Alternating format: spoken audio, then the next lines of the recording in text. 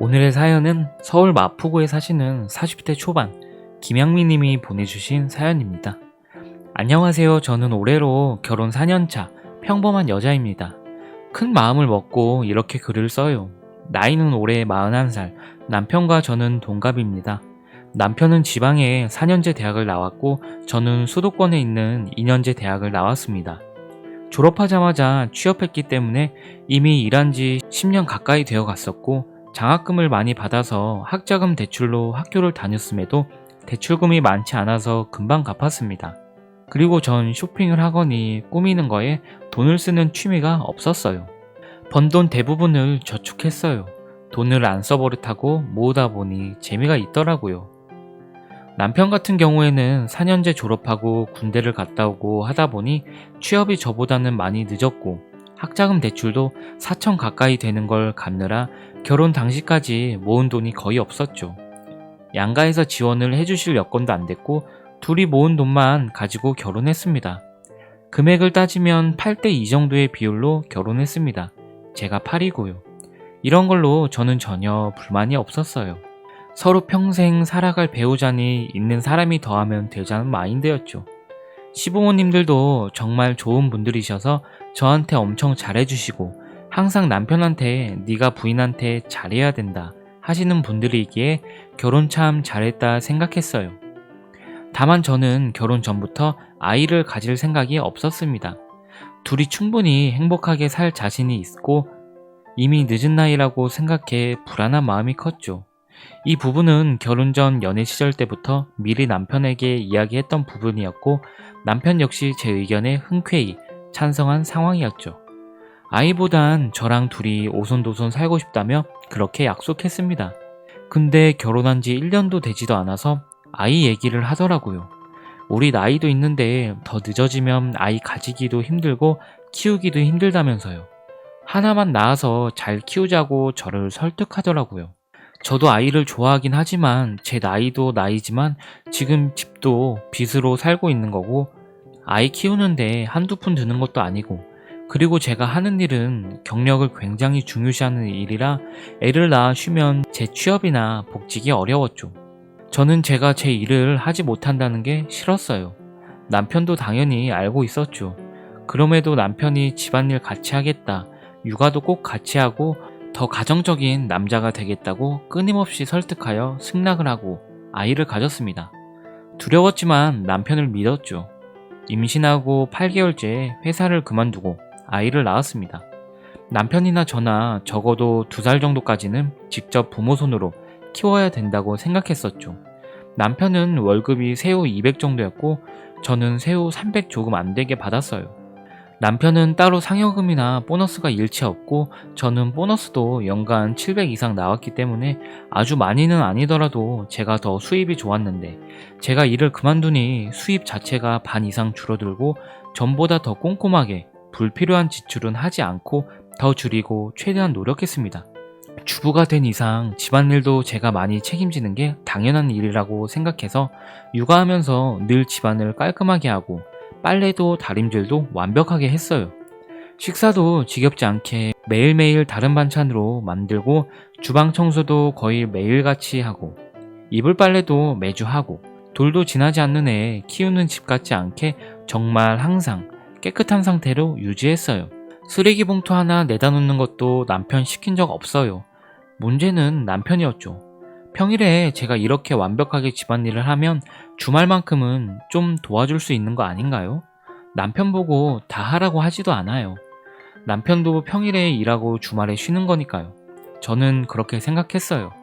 다만 할 수 있는 일은 같이 조금만 해주라는 건데 완전 나 몰라라 친구 만난다, 회사 동호회 간다, 뭐 볼링 모임 간다 온갖 핑계로 주말만 되면 아침부터 나가서 술 먹고 밤늦게 들어오고 간혹 집에 있는 날에는 드러누워서 핸드폰 게임만 하더라고요. 아기 기저귀 한번 갈아준 적 없고 목욕을 한번 시켜준 적이 있나, 분유를 한번 타준 적이 있나, 좀 도와달라고 부탁을 해도 조금 이따가 해줄게 라는 말만 반복하면서 한 번을 안 해주네요. 아이 돌잔치 알아보는 것도 저 혼자 알아보고 저 혼자 예약하고 돌사진 찍는 것조차 저 혼자 스튜디오 알아보고 저 혼자 아이 데리고 가서 찍었습니다. 이쯤 되니 같은 집에 사는데도 아이는 아빠를 잘 못 알아보고 낯을 가리네요. 아빠가 아주 가끔 안기라도 하면 자지러지게 울어요. 그러면 그럴수록 안아주고 하면서 아이와 가까워져야 하는데 남편은 반대죠. 아이가 자기만 보면 운다고 짜증내면서 더 집 밖으로 놔둡니다. 아이가 걷기 시작하고 나서 같이 가까운 곳으로 도시락 싸서 소풍이라도 가자 하면 또 자기는 무슨 약속이 있어서 안 된다며 이래저래 피하네요. 여태까지 아이랑 놀러가서 찍은 사진은 죄다 저랑 아이뿐이네요. 한 번도 같이 간 적이 없으니까요. 그리고 원놈의 핸드폰 게임은 매달 5, 60만원씩 결제를 하는지 참다 폭발해서 몇 달 전부터 아주 크게 대판 싸웠어요. 이건 해도 너무한 거 아니냐고.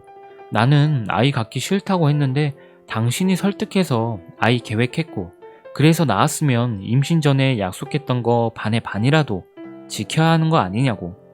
맨날 아이랑 나는 나몰라라 하고 밖으로만 놔두냐 너무한 거 아니냐고 말했더니 오히려 저한테 화를 내더라고요. 애 보는 게 뭐가 그렇게 어렵냐고 되묻습니다. 집안일 할 거 하면서 남는 시간에 집에서 TV 보면서 놀고 낮잠이나 자면 좋지 않냐고. 너는 집에서 놀지만 나는 회사에서 씨름하고 힘들게 돈 벌었는데 주말에 그거 좀 쉬고 놀러 가는 게 그렇게 안이 꼽냐면서요. 정말 말이 안 통하더라고요. 갓난쟁이 안고 집안일 하는 게 얼마나 어려운지 아이 키워보신 분들이라면 아시겠죠. 게다가 돈 못 번다고 무시하는데 더더욱 기가 차더라고요. 저런 말을 듣고 나니 치사해 보일지 몰라도 사람이 하나하나 다 따지게 되더라고요.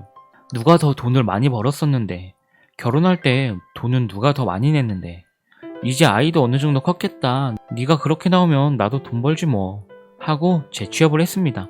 감사하게도 공석이 있었고 제 경력을 높이 사주셔서 연봉도 전성기 일때와 같이 받았습니다. 회사가 바빠져서 야근도 좀 많은 편이라 야근하는 날이면 밤 9시쯤 퇴근하는데 그 시간에 퇴근을 해도 제가 올 때까지 저녁밥 하나도 지 손으로 안 차려 먹더라고요. 자기 밥 먹는 거야 자기 배고픈 거니까 그렇다 치더라도 아이 밥조차도 안 챙겨주더라고요. 이렇게 아무것도 안 할 거면 당신이 일 그만두고 집에서 애 보고 살림하라고 말했습니다.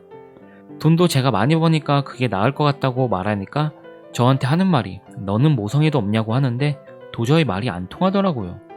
너 내가 집에서 집안일 할 땐 돈 못 벌어온다고 사람 그렇게 무시하고 집에만 있으니까 집안일도 육아도 나 혼자 하라고 하지 않았냐. 이젠 나도 밖에서 일하는데 그럼 집안일과 육아는 둘이 같이 해야 되는 거 아니냐 라고 말하니까 엄마랑 아빠는 다른 역할을 하는 거라면서 말도 안 되는 소리를 짓거립니다. 저보고 야근 없는 회사로 이적하던지 회사를 그만두라네요. 그래서 말했습니다. 이혼하자고. 이렇게 살 바에 차라리 아이랑 나랑 둘이 사는 게 낫지 돈 얼마 벌어오지도 못하면서 그 씀씀이는 도저히 감당도 안 되고 아이랑 둘이 살면 나도 이렇게 집안일 많이 안 해도 되고 여러모로 좋다고. 그러니까 우리 깔끔하게 이혼하자 라고 말했습니다. 그제서야 정신이 번쩍 드는지 미안하다고 빌기 시작하더라고요. 이혼 서류 떼올 테니까 도장이나 찍으라고 하고 밖으로 나왔습니다. 근데 그걸 또 시어머니께 말씀드렸는지 전화가 왔네요. 둘이 무슨 일이 있냐고. 어머니 저 참을 만큼 참았습니다. 이 사람 도저히 대화로 안 되는 사람입니다. 3년을 넘게 대화로 풀으려고 했죠. 저 일 그만두고 나서는 그렇게 지가 발에서 낳은 아기인데 고맙다. 집안일에 고생이 많다. 그런 말 기대도 안 해요. 매번 무시하고 애 한 번 안아준 적 없이 애는 아직도 아빠한테 낯을 가립니다. 핸드폰 게임에 매달 50만원씩 돈을 써대면서 자기가 벌어온 돈이니 터치하지 말랍니다. 이 사람 월급에서 용돈 빼고 핸드폰비 빼면 100만원 남는데 그걸로 우리 세 식구 생활비 해가며 살았어요. 저한테 못하는 건 참아도 우리 아이한테까지 잘 못하는 건 도저히 못 참아요 라고 말씀드리니 시어머니 우시면서 내가 미안하다. 아들 잘못 키웠다 하시네요. 제가 정리하는 며칠만 아기 부탁드린다고 했어요. 늘 저한테 잘해주시던 시부모님인데 마음 아프게 해서 죄송할 따름입니다.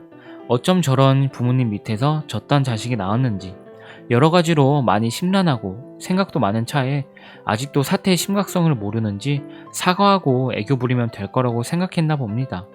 지금도 카톡이 오네요. 미안하니 뭐니 이모티콘에 정말 어이가 없네요. 내가 이런 사람이랑 뭘 하며 살았나 싶어 답장도 안 하고 퇴근해서 집에 왔는데 남편 소파에 드러누워 게임하고 있더군요. 얼마나 한심해 보이던지. 그 순간 여지껏 참아왔던 화를 참지 못하고 핸드폰 뺏어서 바닥에 집어 던져 부셔버렸네요. 남편은 얼굴 뻘개져서 뭐 하는 거냐고 말하는데 없던 전까지 싹 사라지더군요. 그 뒤로 집 나와서 정리 중입니다. 오히려 아이와 둘이 살 생각하니 행복한 생각이 드는 게 참 아이러니하지 않나요? 오늘의 사연 여기까지입니다.